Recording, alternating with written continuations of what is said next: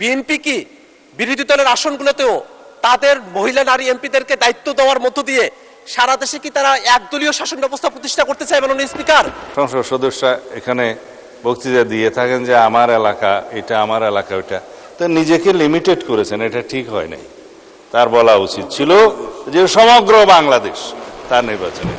বিরতির আগে এখানে এই সংসদে সরকার দলীয় সংরক্ষিত নারী আসনের একজন এমপি তিনি তার বক্তব্য প্রদানের সময়টাতে বলেছেন যে আমার অতিরিক্ত দায়িত্ব, অর্থাৎ তার অতিরিক্ত দায়িত্বের কথা বলে দুইটা সংসদীয় আসনের কথা তিনি উল্লেখ করেছেন রংপুরের।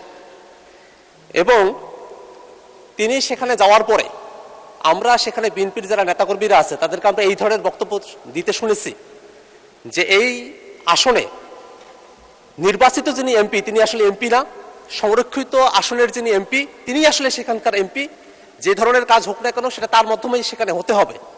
আবার সেই দিন আমাদের প্রতিমন্ত্রী শাহ আলম সাহেব তিনি সেটা বলছেন যে এরকম অতিরিক্ত কোনো দায়িত্ব দেওয়া হয় নাই। আসল ফল থেকে তৈরি সম্পূর্ণ প্রিজারভেটিভ মুক্ত ফ্রুটিকা, পিওর মানে ফ্রুটিকা। আজকে একজন মহিলা সংসদ সদস্য তিনি বলছেন যে অতিরিক্ত দায়িত্ব দেওয়া হয়েছে, সেদিন মন্ত্রী বলছেন যে অতিরিক্ত দায়িত্ব দেওয়া হয়নি। আসলে কোন বিষয়টা সত্য? দ্বিতীয় বিষয় হলো এই যে অতিরিক্ত দায়িত্ব দেওয়া হচ্ছে সেই অতিরিক্ত দায়িত্বের আওতা কতদূর, সেই অতিরিক্ত দায়িত্ব কিভাবে পালন করা হবে, সেই অতিরিক্ত দায়িত্বের সাংবিধানিকতা কতদূর সেটাও আমরা একটু জানতে চাই মাননীয় স্পিকার। পাশাপাশি আরো একটা জিনিস মাননীয় স্পিকার, এই যে অতিরিক্ত দায়িত্ব দেওয়ার কথা বলা হচ্ছে সেটা শুধুমাত্র বিরোধী দলের সংসদ সদস্যরা যে আসনগুলো থেকে নির্বাচিত হয়েছেন শুধুমাত্র সেই আসনগুলোতেই এই অতিরিক্ত দায়িত্বটা দেওয়া হয়েছে। এর মধ্য দিয়ে একটা জিনিস কিন্তু খুবই আশঙ্কার জায়গা তৈরি করছে, বিএনপি কি বিরোধী দলের আসনগুলোতেও তাদের মহিলা নারী এমপিদেরকে দায়িত্ব দেওয়ার মধ্য দিয়ে সারা দেশে কি তারা একদলীয় শাসন ব্যবস্থা প্রতিষ্ঠা করতে চায় মাননীয় স্পিকার? এটাও আমরা বিএনপির কাছ থেকে জানতে চাই মাননীয় স্পিকার। এই সামগ্রিক বিষয়ে আমাদের কাছে এখন অনানুষ্ঠানিক ছিল, কিন্তু আজকে সংসদে এটা আনুষ্ঠানিকভাবে এটা সামনে এসেছে। আমরা এই বিষয়টা একটা সুরাহা চাই, সরকার দলের কাছ থেকে আমরা এই প্রশ্নের ব্যাখ্যা চাই মাননীয় স্পিকার। আপনাকে ধন্যবাদ। ধন্যবাদ মাননীয় সদস্য। আমি আহ্বান জানাতে চেয়েছিলাম, এর মধ্যে মাননীয় স্বরাষ্ট্রমন্ত্রী দাঁড়িয়েছেন। মাননীয় স্বরাষ্ট্রমন্ত্রী মাইকটা দিবেন দয়া করে প্লিজ। মাননীয় স্পিকার, কিছু বিষয়ে আপনার কাছে আহ্বান চাইলেও আপনি সময় দেন না। আজকে যে নিজের থেকে ডাকতে চাইলেন, অনেক ধন্যবাদ।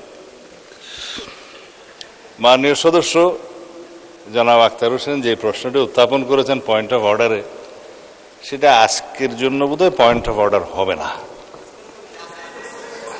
তারপরেও যেহেতু উত্থাপিত হয়ে গেছে, আপনিও আহ্বান করছেন জবাব দেওয়ার জন্য, আমার জবাব দেওয়া জরুরি। এই মহান জাতীয় সংসদ 300 সদস্য লইয়া গঠিত হইবে আর্টিকেল 65। আর্টিকেল 65(3) এর অতিরিক্ত আরও 50 জন সংরক্ষিত আসনের মহিলা সংসদ সদস্য লইয়া এই সংসদ গঠিত হইবে।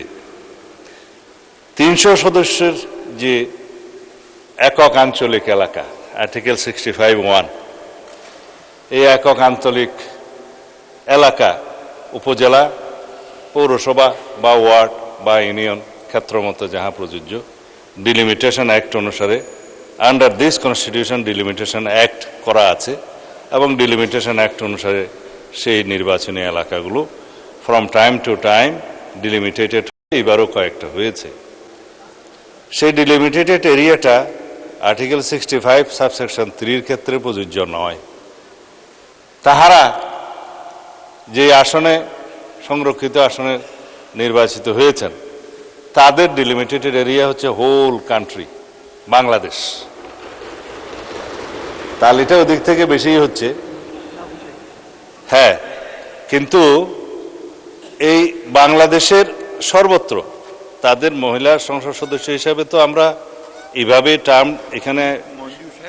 এখানে আর্টিকেল 65 অনুসারে বলছি, কিন্তু সবাই সংসদ সদস্য, মাননীয় সংসদ সদস্য।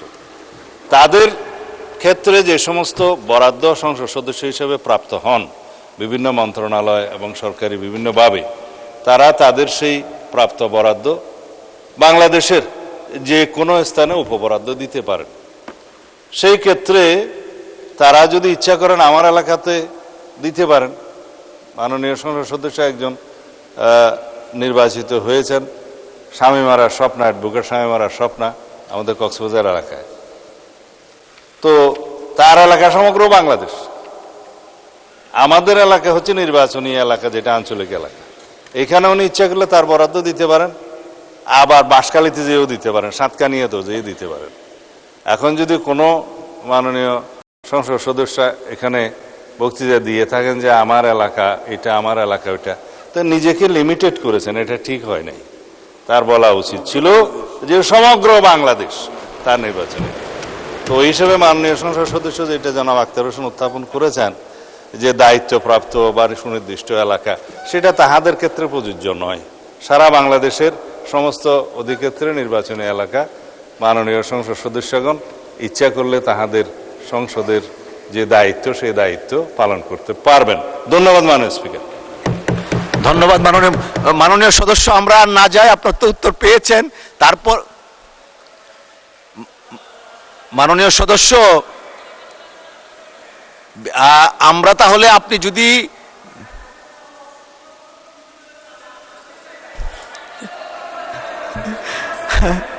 আচ্ছা দেখেন, আমি জি মাননীয় সদস্য বসেন না, উনারা মাঝে মধ্যে, জি অসংখ্য ধন্যবাদ মাননীয় সদস্য, ধন্যবাদ। ওই মাননীয় সদস্য শামীমারা স্বপ্না খালি বাঁশখালী কক্সবাজার না, নেত্রকোনা একের দিকেও নজর রাখবেন।